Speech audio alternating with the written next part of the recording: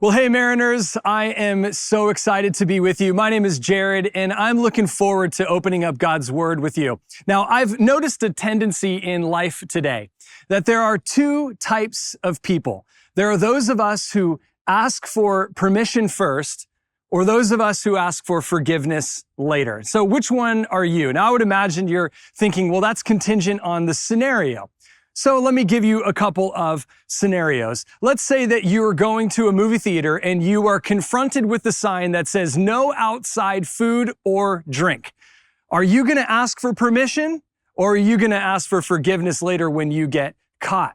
Okay, how about this? You board an airplane with a booked ticket for a middle seat, but you notice that the window is open. Are you going to sit in that middle seat first and maybe ask for forgiveness later, or are you going to ask for some permission to sit in that window seat? Or how about this? Maybe on November 1st, you came out and you saw the results of your kids' Halloween experience. Their candy was all over the table. Are you as a parent going to ask those kids for permission or forgiveness when you eat all of their candy? Or perhaps Christmas Day, you open up that gift and it is not at all what you want. Are you going to ask for permission to exchange it, or are you just going to go ahead and do it and ask for forgiveness later? We're in this book right now, walking through the book of Daniel, and we've been seeing this amazing story unfold of Daniel and some other Judean exiles, ones who have been dragged away into captivity. They are now living under the oppression of the Babylonian Empire. In fact, Daniel was 15 years old when he was dragged away. And as you'll see, as we get to this story today, he is much later in his years. Now, Daniel has lived a life of faith. He is somebody who has held on and walked in wisdom. He is someone who has shown us what a life of hanging on to God can produce in the midst of all circumstances. So as we get into Daniel chapter 6, if you recall, at the end of Daniel 5, it is the end of the Babylonian kingdom. After the interpretation of the writing on the wall, Daniel was elevated into an official position in the kingdom, and now Darius, who is from the Medo-Persian Empire, has now come in. So here's where our story picks up. Daniel chapter 6, verse 1. King Darius decided to appoint 120 satraps over the kingdom, stationed throughout the realm, and over them 3 administrators, including Daniel. These satraps would be accountable to them so that the king would not be defrauded. Daniel distinguished himself above the administrators and satraps because he had an extraordinary spirit. So the king planned to set him over the whole realm.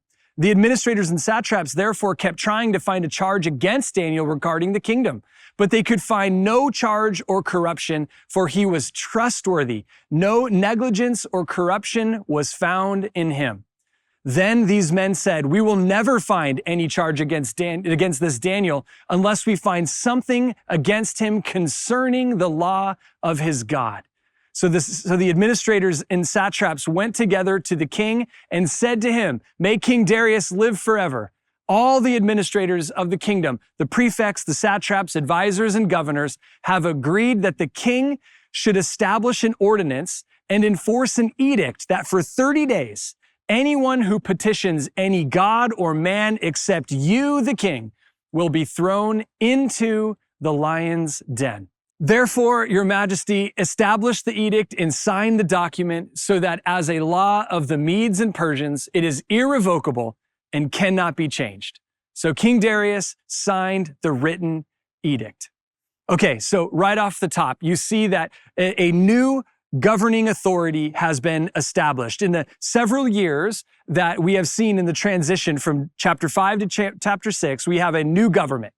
Now, there are officials that have been put in place, and Daniel is one of them. There are hundreds of these officials positioned all over the realm, and their sole purpose, is according to this passage, was to ensure that the king did not get defrauded, meaning that he received all of the money that was due to him. And so Daniel is one of these 3 governing officials over hundreds of others. And in fact, according to that, Daniel has had this extraordinary spirit about him, and he's about to be promoted. He is about to be put in place over all of the kingdom. This outsider is now about to run the kingdom.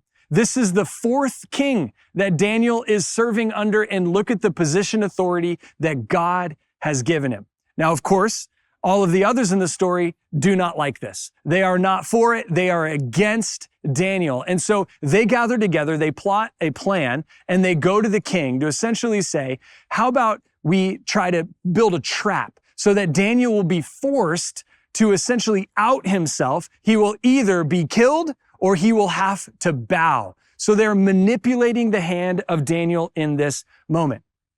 Now, they all lie to the king and they say, all of us agree that this edict is a good idea. Clearly not all of them, because Daniel would never have agreed to this. So the only thing that they could do is to play on the ego of the king. Hey, nobody can plead to any other god or man except pleading to you because you are so great. Well, what king wouldn't love to hear that? And so, of course, he signs this edict. Then we get to Daniel 6, verse 10. This is the most important part of this whole story. Look at what it says. When Daniel learned that the document had been signed, he went into his house. The windows in its upstairs room opened toward Jerusalem, and 3 times a day, he got down on his knees, prayed, and gave thanks to his God, just as he had done before. It's an amazing picture that we see him in the middle of a trap. It says, when Daniel had learned, which means that news traveled really quickly. This edict that had been signed was cascaded throughout the entire realm so that everyone knew that if you go after, pray or seek any other god besides the gods of the Medes and Persians, you will be killed. And so that spreads really quickly. And what does Daniel do in this moment? When he learned, he gave thanks, just as he had always done before. He was operating in full knowledge. He didn't hide. He didn't go down into his basement. He actually went up into an upper room of this palace where he would be seen. And 3 times a day, he chose to pray. He did what he had always done. What I love about this picture of Daniel is that he did what he always did. He went and he prayed. And yet he knew that this might be the very last time he was going to pray. It was very obvious that, in fact, it was known in the Medo-Persian Empire that if you were found guilty, that at sunset on that very day is when the execution or the consequence would take place. Daniel knew that this very well might be the last time he would ever have a chance to pray. Which kind of got me thinking, like, how rare is it in our life that we know or suspect that something might be our last time? Just a couple of months ago, I was at Disneyland with my family, and I've got 2 kids. My oldest is 12 and my youngest just recently turned 9. And for any of us who have raised kids, you know that there's a day that comes when those kids no longer ask you to carry them. They no longer ask you to hold them. And I love holding my kids. It's like the best when you get to snuggle them and they put their head down on your shoulder. Like, that feeling is awesome. And we were at Disneyland after a long day of hanging out, walking around, long lines, the heat, the whole thing, you know it. And I was with my kids. We were way in the back of Toontown, which, if you've been to Disneyland, Toontown to the bus to get back to your car is about 38 miles. Like, it is so far. And that's where my daughter decided her legs were giving out and she could walk no more. And so she turns to me and says, "Will you carry me?" And it flashed in my mind that this might be one of the very last times that my daughter asks me that question. And so I pick her up and I hold her and I'm snuggling her and I'm enjoying this moment for about 30 seconds. And then I realized she's a little heavier than I remembered. And so I'm starting to walk and I'm kind of cruising and I'm committed to this. I'm telling myself, you're going to make it. And my back starts to hurt, if I'm being honest. My legs start to shake a little bit. Beads of sweat are starting to form. And I'm a little unsure, but I am committed. And I grip her tight and I am walking as long as I can. And I start telling myself, this is your Everest, man. This is your Everest, except there's churros. So it's a better Everest, but make it. And I did. I carried her all the way to the bus and I sat her down and I had that moment where I thought, if that was the last time, it was worth it. And I can only imagine that as Daniel is praying in the upper room of his house, that he would have continued to pray until the very moment that he was face to face with God, because that's who Daniel was. Everything in the book of Daniel was building to this moment. The way that he ate, the way that he engaged himself in his relationships with others, the way that he interpreted dreams, and now the way that he prayed. Everything led to this moment. What will Daniel do? So in the story, it's obvious that he's going to get caught because he prayed publicly. He went to the upper room of his house. The other satraps and officials, they find him.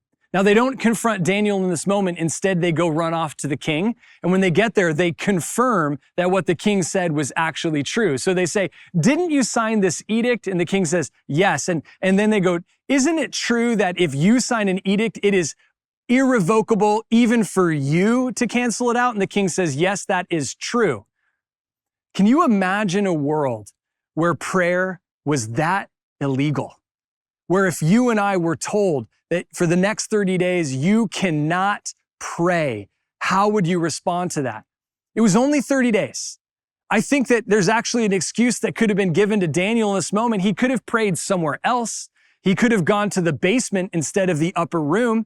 He could have silently prayed to himself. His relationship with God actually couldn't have been changed. There are many people throughout the world, even today, where having a relationship with God is one of the most detrimental things in their life. They find a way to continue having a relationship with God. So why is it that Daniel doesn't hide? Why doesn't he move his faith into secret in this moment? Because you have to think about what would change if he had done that. What would have changed ultimately was the understanding of the satraps of the relationship that Daniel had with his God.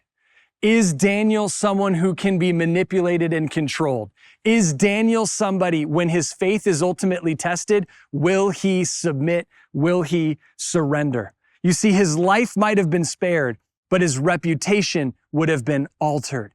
Everything from this point of the story would have changed. The previous 70 years of Daniel's life would have been erased in this moment. Now, Daniel wasn't doing something in defiance of the king. Meaning when he chose to pray openly, it wasn't in defiance of the king.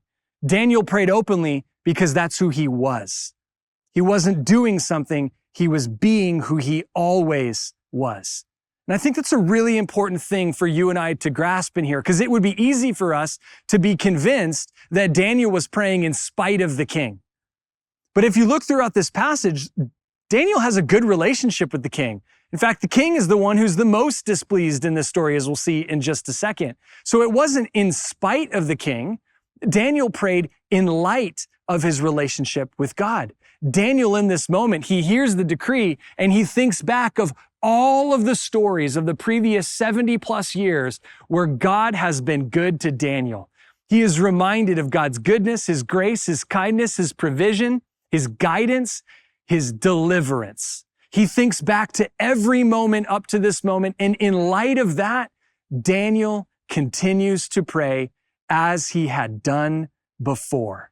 I love this picture that rather than praying in defiance, it's devotion that is the hallmark of Daniel's faith. It's devotion in the midst of distraction. It's devotion in the midst of other choices. In fact, for you and I, we live in this world right now where there are infinite choices hitting us all the time. What if you and I had a singular focus on God himself so that when a moment like this comes, conviction comes naturally? The conviction to say, I'm not going to do something in spite of, I'm going to continue doing something in light of my relationship with God. I want that for us. I want us to be able to do what Daniel did. But the reality is, even when you and I read this passage, him continuing to pray looks like the riskiest thing that he can do. And yet I believe Daniel would say it was the only thing he could do. In fact, it was his safest choice. And so he gets in this moment now, let's pick up the story of Daniel 6, starting in verse 13. So the satraps replied to the king, Daniel, one of the Judean exiles, has ignored you, the king, and the edict you signed, for he prays 3 times a day. As soon as the king heard this, he was very displeased. He set his mind on rescuing Daniel and made every effort until sundown to deliver him. The king gave the order, and they brought Daniel and threw him into the lion's den. So when this moment happens, when Daniel is caught, the king is the one who is very displeased. It's kind of a fascinating little glimpse into the relationship between Daniel and Darius. Daniel is caught, the king is displeased. Who's he displeased with? Ultimately, he's displeased with the other governing officials. He's displeased with himself in this moment. He runs around and he tries to figure out, how am I going to rescue Daniel? And you're kind of thinking, why doesn't he just change the law? He made the law. Surely he has the authority to change the law. And in fact, that's not actually true in the Medo-Persian Empire. You see, it would have been understood that any edict signed by the king was not the king's choice. It was delivered to the king by his God. So whatever God that Darius followed, it was assumed that that's who gave them the decree, gave him the decree. And so he signs that. Therefore, it would be irrevocable because that would go against the God who gave it to him in the first place. So you get this picture right here that Darius was unwilling to test his gods. And in stark contrast, Daniel was undoubtedly willing to trust in his. A beautiful picture being set up for us right here. So the king in this moment, he is so saddened that he has to throw Daniel into the lion's den. And in fact, as he throws him in, what happens right here in the story is he cries out, he goes, "May your God rescue you." The king is hoping that the God in which he doesn't even follow is going to rescue Daniel. So the king is so unsettled in this moment. He is so afraid. In fact, I would imagine that he is furious because while they were trying to trap Daniel, ultimately the king is the one who had been trapped in this moment. So he rolls the stone, he seals it with his signet ring, and it's in this moment that the waiting begins. What can you and I learn from this? That while we live in a world where rules are made, while governments can put things into place, they can put rules and laws and decrees in order, ultimately, God is the one who holds all things in life. The stone was sealed, and yet Daniel's life was in God's hands in this very moment. So here's what it says in verse 19. At the first light of dawn, the king got up and hurried to the lion's den. Don't you just love that he's the first one? In fact, he probably didn't sleep. He just ran to the lion's den. When he reached the den, he cried out in anguish to Daniel. "Daniel, the servant of the living God," the king said, "has your God, whom you continually served, been able to rescue you from the lions?" Then Daniel spoke with the king. "May the king live forever. My God sent his angel and shut the lions' mouths, and they haven't harmed me, for I was found innocent before him, and also before you, your majesty. I have done no harm." The king was overjoyed and gave orders to take Daniel out of the den. So it's a restless night for the king. In fact, it talks about how he fasts all night on behalf of Daniel. But in contrast to that, I get this picture that the satraps and the other officials, they had a full night of partying. Because for them, this was a win-win. Daniel was either going to bow before them or he was going to die. And it appears as though Daniel is the only one who had a restful night. Now, let's not miss a really important detail in this story. It is an angel who is sent to shut the mouths of the lion.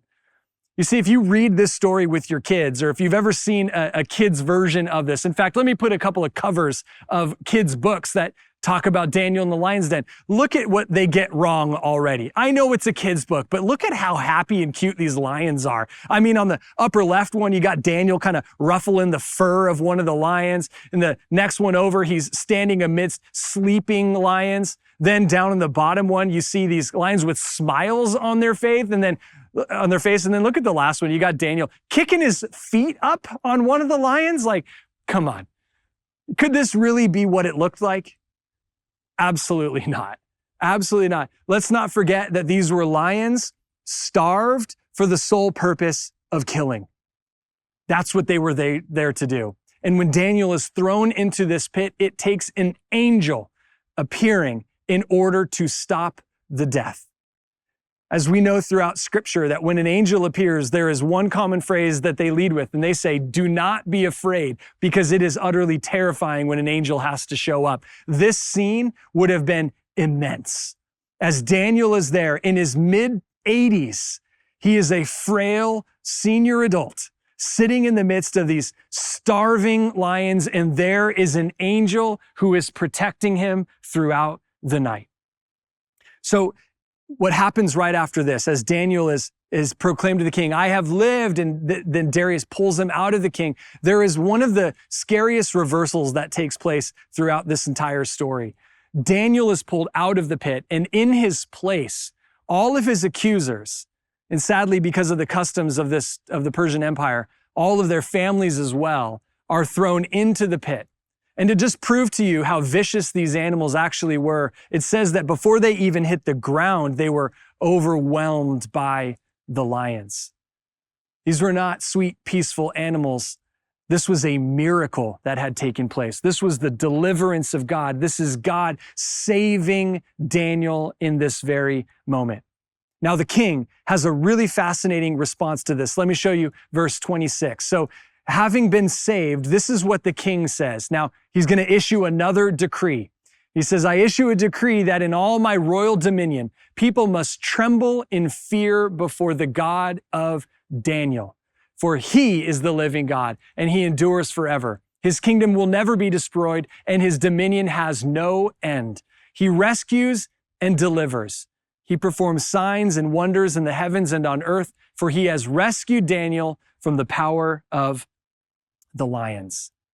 It's beautiful words from the king. In fact, words that you and I look at, and I hope that we can utter those exact same words, except for one part, the God of Daniel.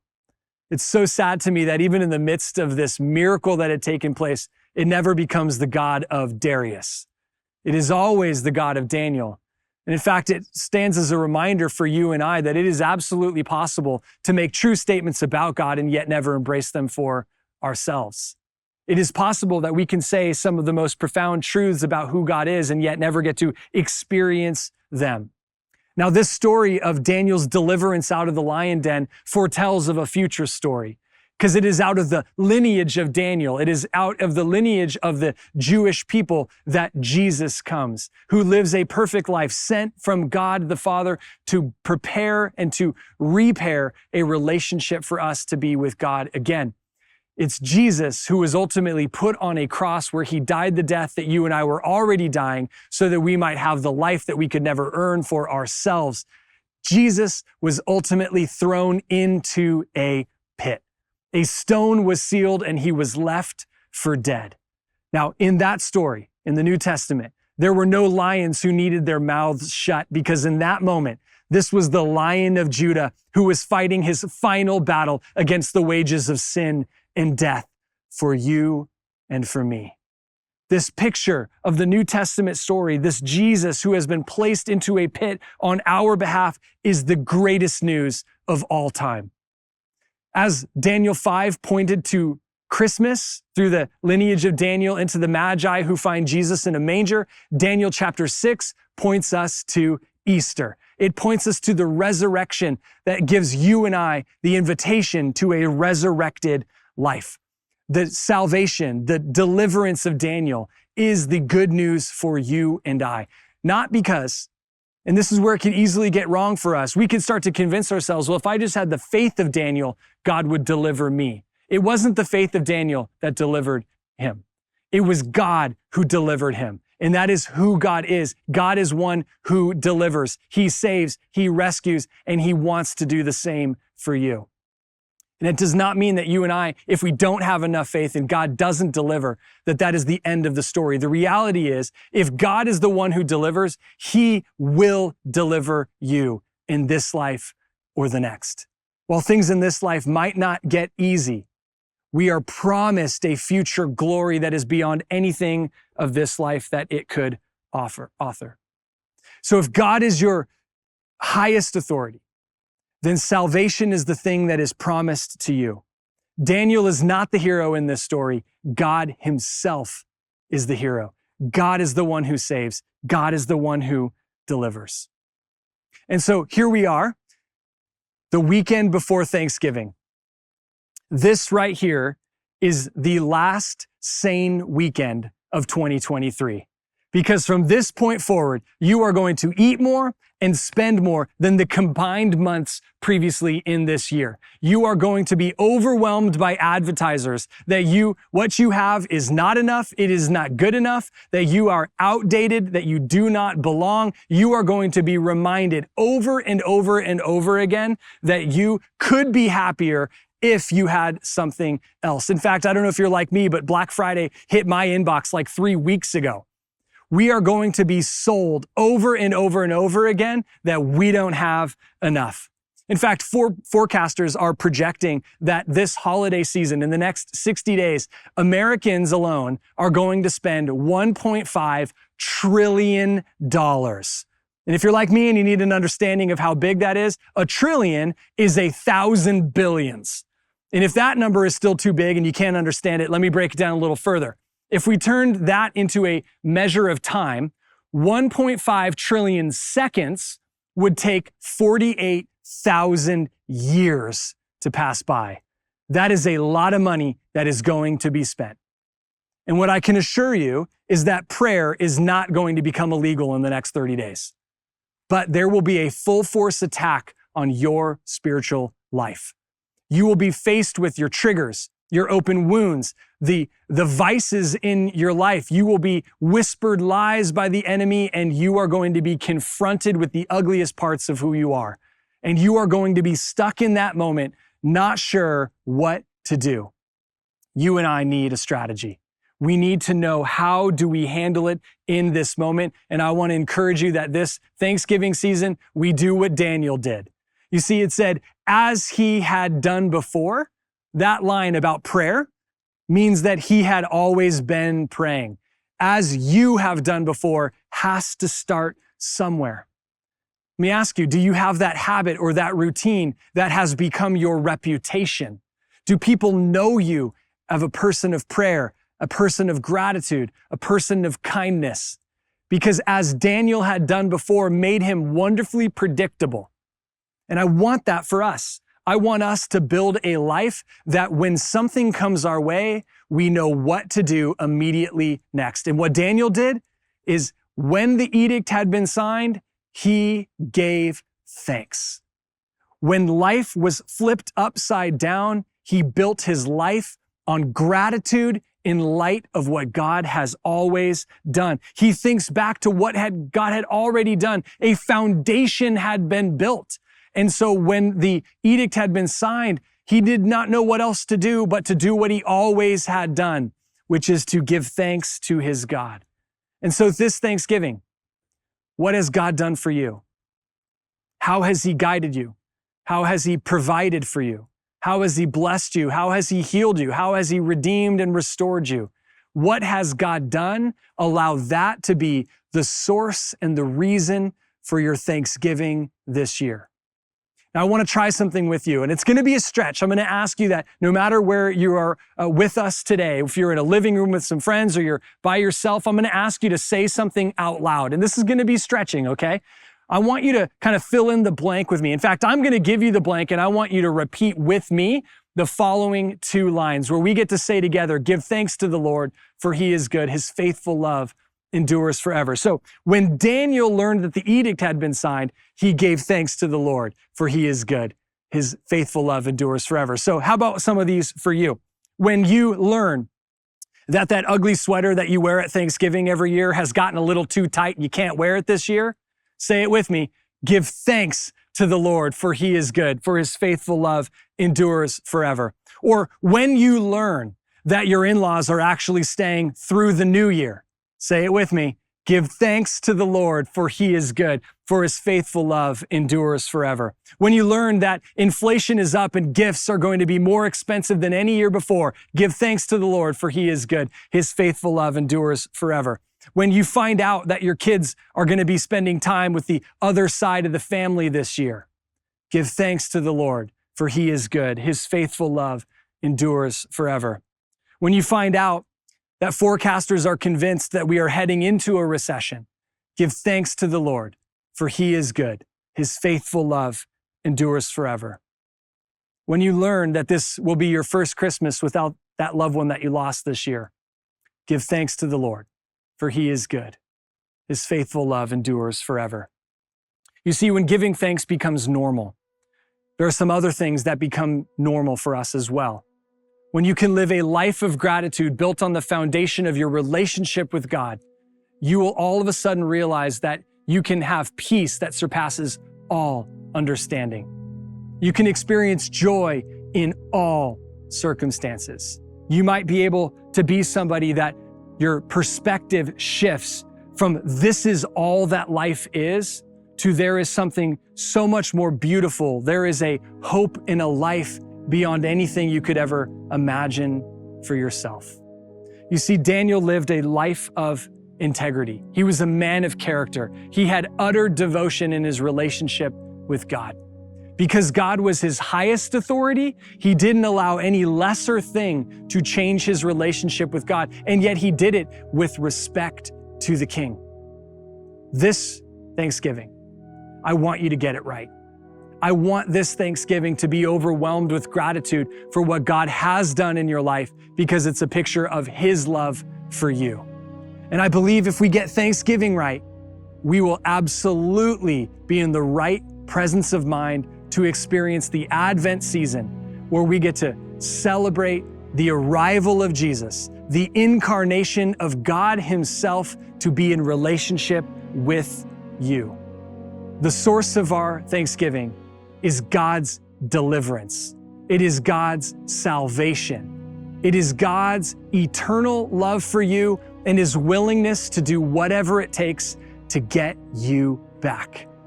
So as we close and as you think about this Thanksgiving, I hope that you will sit around a dinner table with loved ones or you will be surrounded by friends, that even if you're unable to be close to those that you love, that you might hold them close to your heart and you might be able to be overwhelmed by the God who has provided them for you.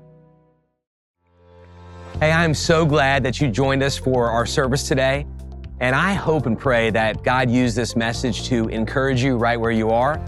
I'd love if you hit the subscribe button, because then you could get the next alert for whenever we have services and when we ever offer content here on YouTube. So subscribe and join us for Mariners Online.